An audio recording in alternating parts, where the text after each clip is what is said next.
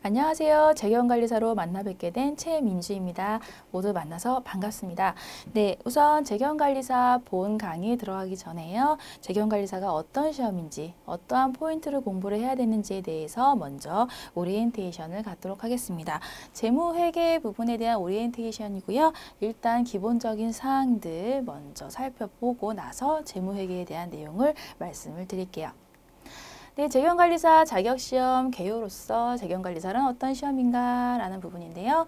네, 국가공인 재경관리사는 재무회계 그리고 세무회계 원가관리 회계 지식과 실무 능력을 갖춘 재경 전문가로의 역할을 수행할 수 있는지 평가하는 자격시험입니다. 그래서 재무회계와 세무회계, 원가관리 회계 세 가지 과목을 시험을 보게 돼요. 그래서 상당히 범위가 넓은 시험에 해당이 됩니다.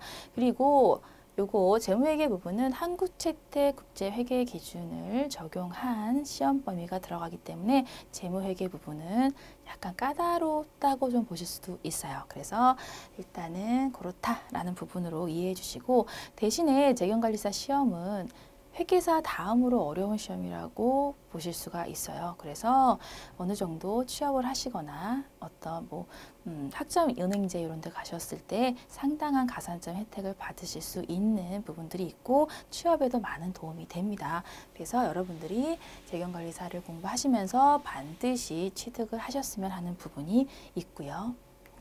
네, 시험 일정과 합격 기준을 살펴보면 시험 일정은 연간 총 6회 실시가 됩니다.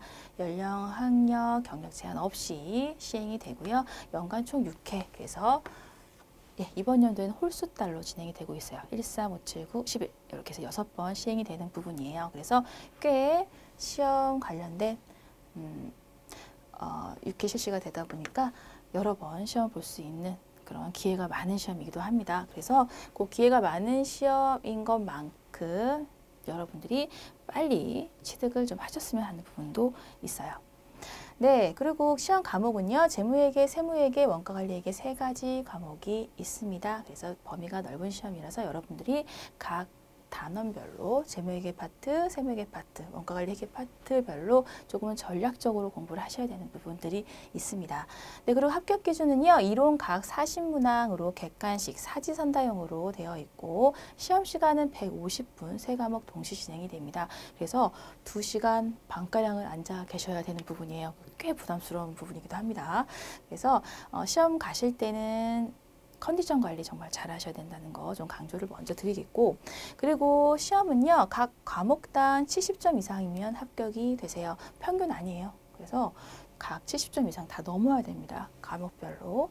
네, 그리고 출제 유형 및 공부 방법에 대해서 간단히 설명드리면, 일단 그 실무가 나오는 그런 시험이 아니에요. 그렇기 때문에 이론에 대한 이해를 차곡차곡 하셔서 먼저 완벽히 이해를 좀 하셔야 되는 부분들이 필요하고요. 그리고 기출유형 문제 유형의 풀이를 많이 해보셔야 됩니다. 그래서 책에도 다행히 그 문제풀이가 많이 나와 있으니까요. 그거 이용하셔서 어떤 유형의 문제가 나오는지를 여러분들이 파악을 하신 다음에 전략적으로 여러분들이 공부를 하셔야지 단기간에 합격을 하실 수가 있겠죠.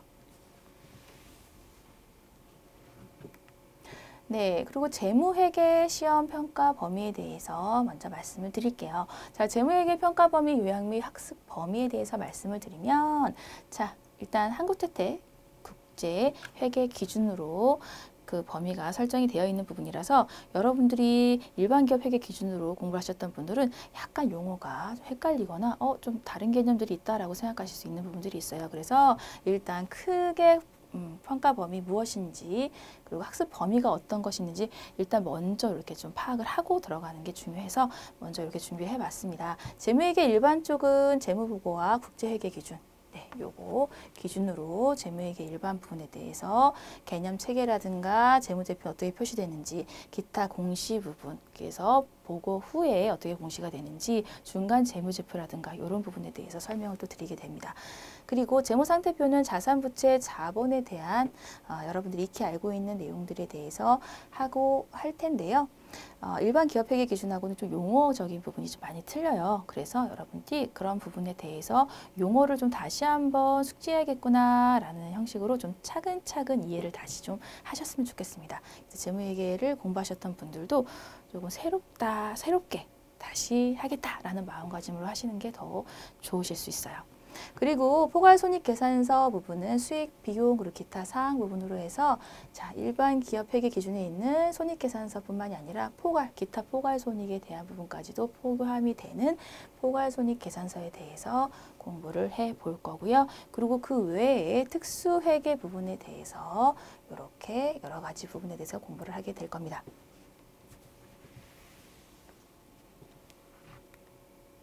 네, 그리고 합격을 위한 수업 방식 간단하게 정리해보면 자, 재무회계 이론을 단계 일단 정리를 해주시면 되는 부분이에요. 저랑 함께 공부하시면서 시험에 나오는 중요한 부분 위주로만 개념을 정리를 좀 해보려고 하고요. 그리고 파트별 핵심 예상 문제 풀이가 파트별로 구성이 되어 있습니다. 그래서 기출과 유형이 비슷한 핵심 문제 풀이를 파트가 끝날 때마다 풀이할 수 있는 형식으로 책이 구성이 되어 있기 때문에 그걸 통해서 빈출 유형을 파악할 거고요. 그리고 오답 유형을 같이 살펴보면서 개념 및 문제를 완전히 정복하는 형식으로 재무회계는 이렇게 진행을 하고자 합니다. 그리고 최종 모의고사로 마무리하셔서 재경관리사 멋지게 꼭 합격하시면 좋겠습니다.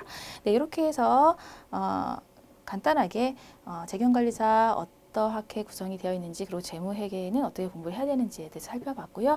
본 강의 시간에 뵙도록 하겠습니다. 네, 오늘도 수고 많았습니다. 감사합니다.